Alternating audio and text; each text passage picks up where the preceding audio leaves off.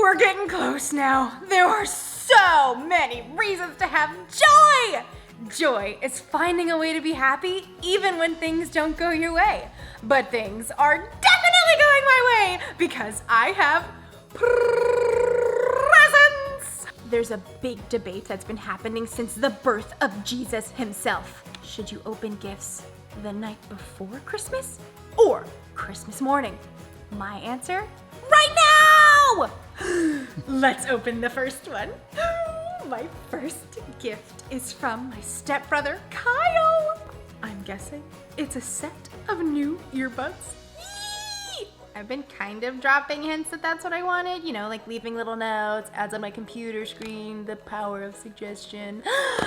Let's see if it's what it is. I love this wrapping paper. Let's rip it to pieces. Okay, I'm so excited. It's a candle. How nice. Let's move on to the next one. This one's from Aunt Rhea.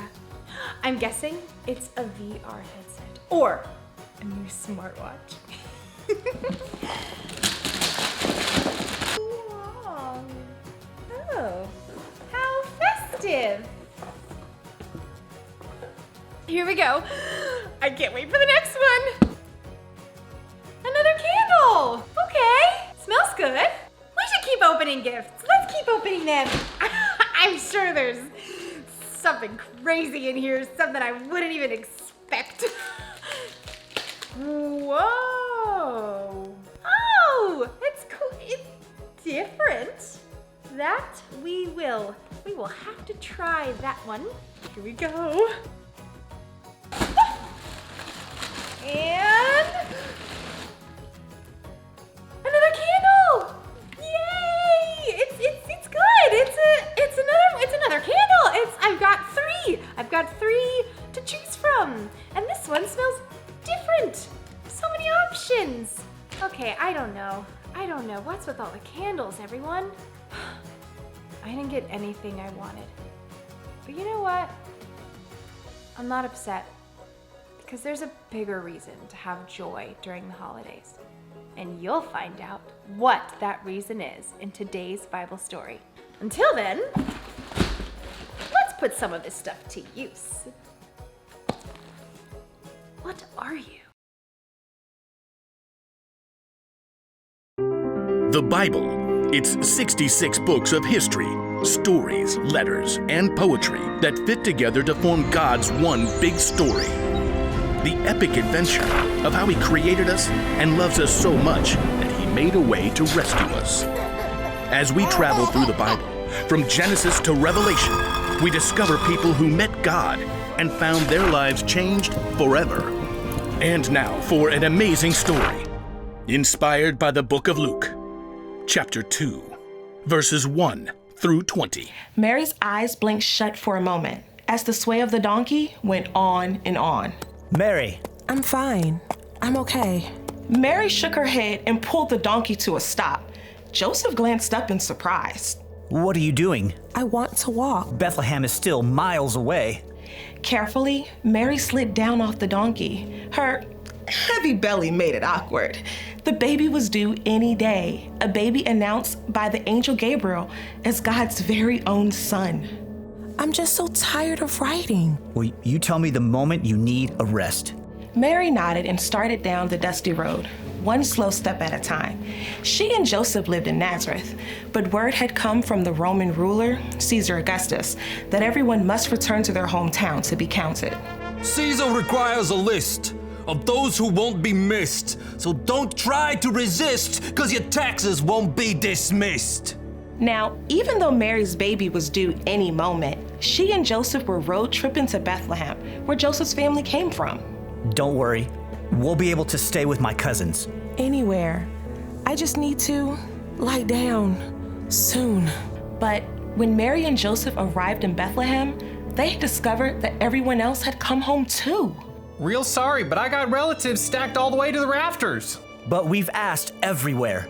Well, I do have a little space where the animals stay. The cows? No. We'll just go... There.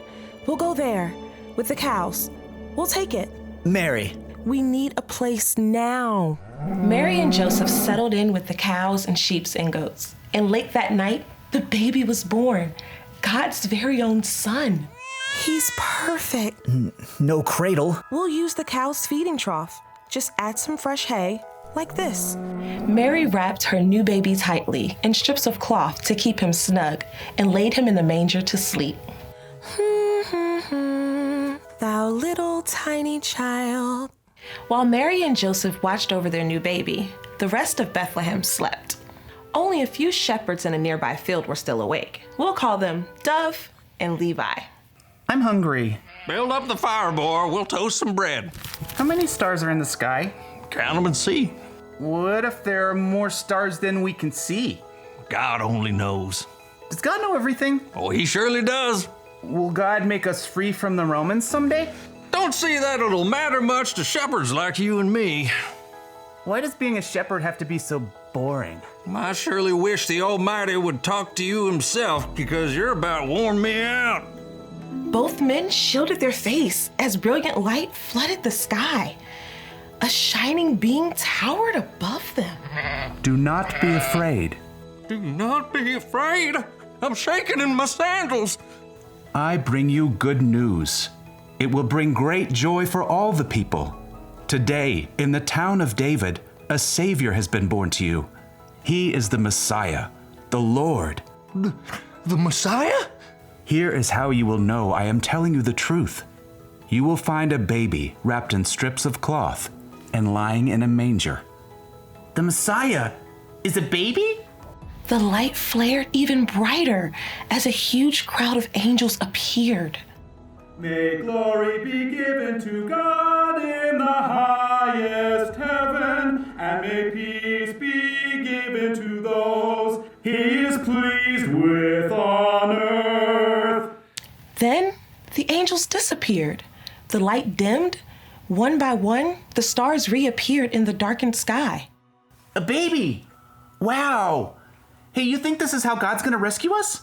God sends us a direct message, and you still can't stop with the questions? Can we go to Bethlehem? At least I got an answer to that. We surely can. Let's go see! Leaving their flocks behind, the shepherds raced across the rough fields to Bethlehem. There, on the edge of town, they found Mary, Joseph, and the tiny newborn baby king. Would you like to hold him? Who, me? Have you ever held a baby lamb?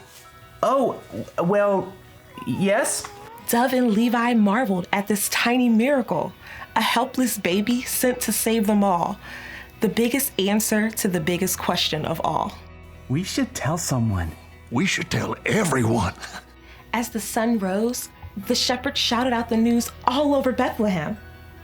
The Lord has sent us a Savior. It's a baby! He's for everyone! God had sent his very own son to live among his people, and the news brought joy to all those who heard about it.